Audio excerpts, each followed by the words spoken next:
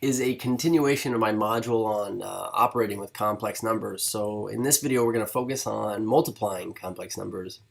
Let's go ahead and take a look up here on the top left. We say, given two complex numbers, actually we only need to define two in general. Not we're going to use three down here, but we say z1 is equal to some a1 plus b1i.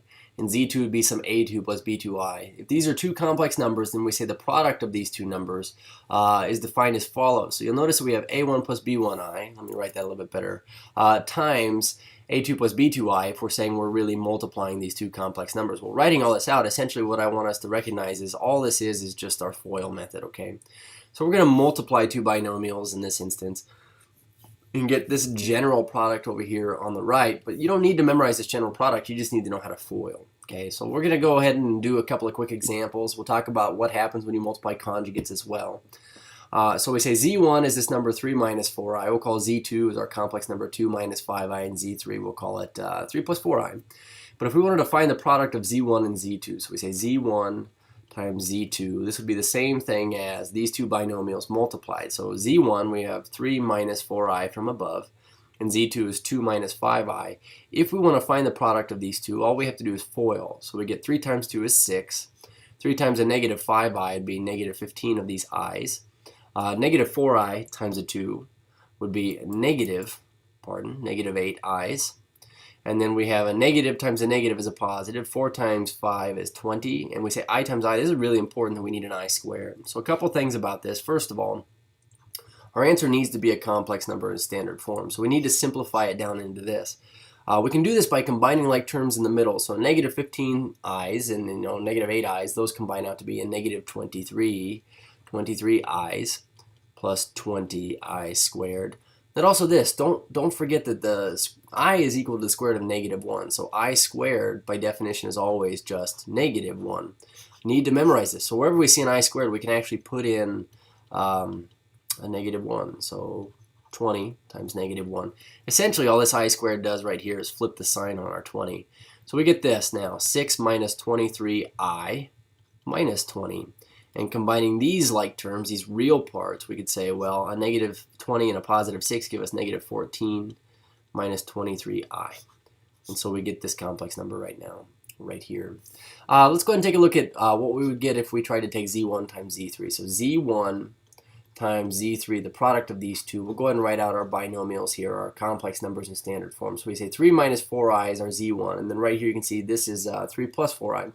Interesting thing I'm going to mention before we start this is that these are complex conjugates, okay? The important thing to remember is when we use the word conjugate in math, we say, well, given one thing is a plus b, its conjugate would be the exact same numbers, same values.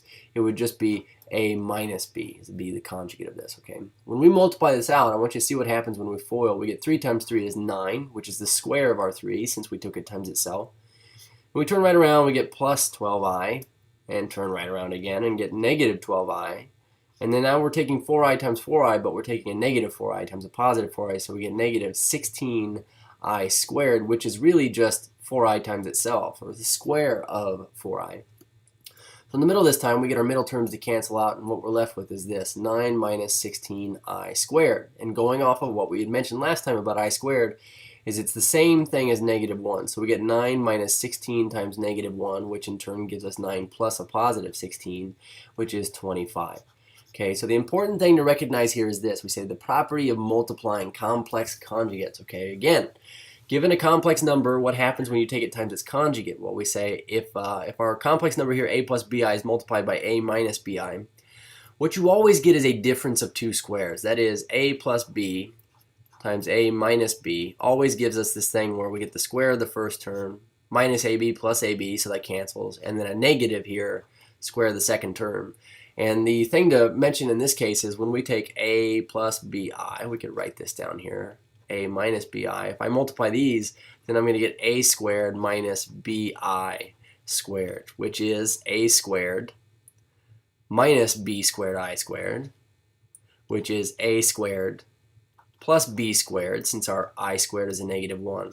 So the important thing to recognize is whenever you take a complex number times its conjugate, you always get the a value squared plus the b value squared. So in this last example we did just a moment ago, we say 3 plus 4i times 3 minus 4i. Essentially, we're saying, well, then if our a part of both of these numbers is the 3, and the b part, and it's regardless of whether you want to call it a positive 4 or negative 4, what we're going to get is we're going to get a squared plus b squared, which in this case gives us 3 squared plus 4 squared, which is 9 plus 16, which is the 25 that we had dug out previously when we multiplied these two numbers. So important to note, when you multiply complex conjugates, you really get a squared plus b squared, where a is your real part of your number and b is your imaginary part of your number. Cheers.